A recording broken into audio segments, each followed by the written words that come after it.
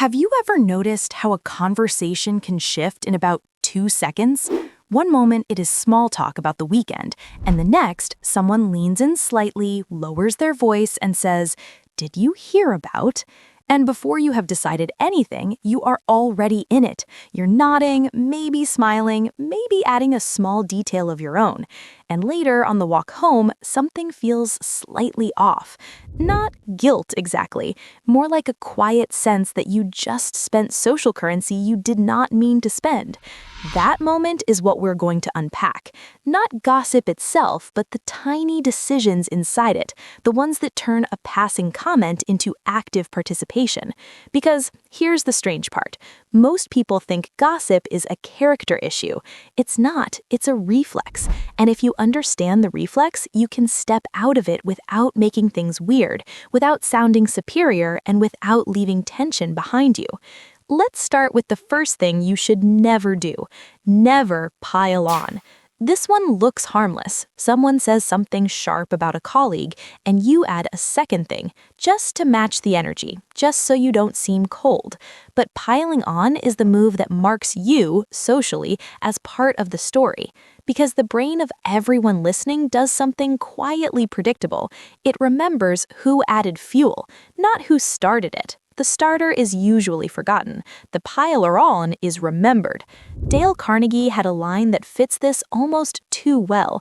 The only way to get the best of an argument is to avoid it. The same principle works here. The only way to win at gossip is to not play. So instead of adding your own line, do something that feels almost too simple. Stay silent for a beat. Just a beat. That pause alone changes the temperature of the conversation. Here's the second thing you should never do. Never contradict the gossiper directly. This is where most thoughtful people slip, because they are trying to do the right thing. Someone says something unfair about a third person, and you jump in with, "That is not true, actually." And suddenly you're the problem, not the gossip. You. Why? Because you just told them implicitly that they are wrong, and people do not update their opinion when they feel corrected. They defend it. Carnegie noticed this 100 years ago. The moment you bluntly tell someone they are wrong, their pride locks the door.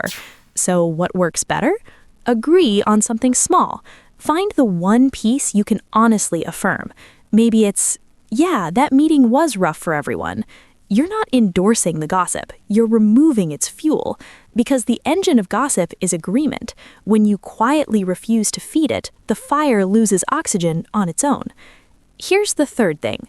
Never redirect by sounding morally superior. This one is tricky because it feels virtuous. Someone starts talking about a coworker and you say, "I don't really like to talk about people behind their back." And technically you're right, but socially you just announced that you're better than everyone in the room, and now the group has a new target, you. The fix is lighter than it looks. Instead of standing on a little moral stage, use what Carnegie called the empathic frame. You acknowledge the feeling, not the target. Something like, "Yeah, I get why that would frustrate you." Notice what that does. It validates the person in front of you without validating the story about the person who's not in the room. You are giving sympathy, which most people are secretly looking for anyway, and you are not extending the gossip by 1 inch. Here is the fourth thing. Never try to leave the conversation abruptly. If you suddenly say, "Anyway, I have to go," right after someone shares a juicy piece of gossip, you have basically hung a sign around their neck that says, "I judged you."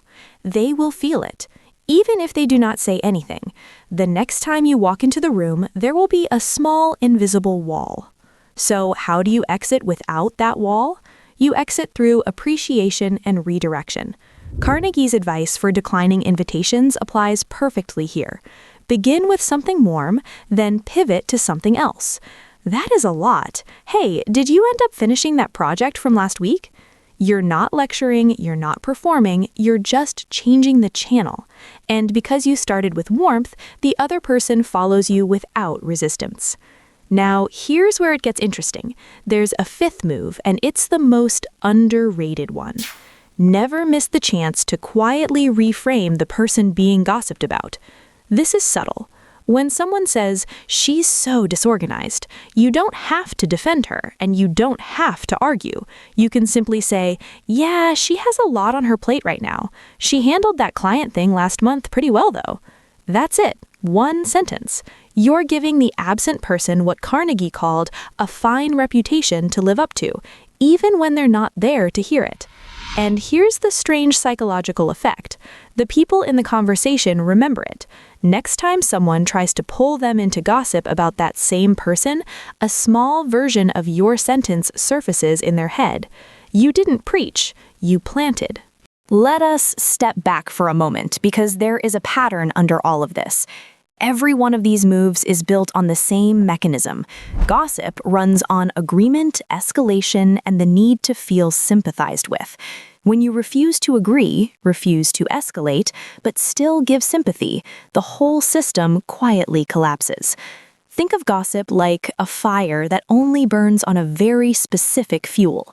You do not need to stomp it out. You just stop feeding it. And the fire, having nothing to consume, turns into ordinary conversation again. What most people miss is this. Staying out of gossip is not about being above it. It's about being skilled inside it. Anyone can refuse to participate by leaving the room. Very few people can stay in the room, stay warm, stay liked, and still not add a single drop of fuel.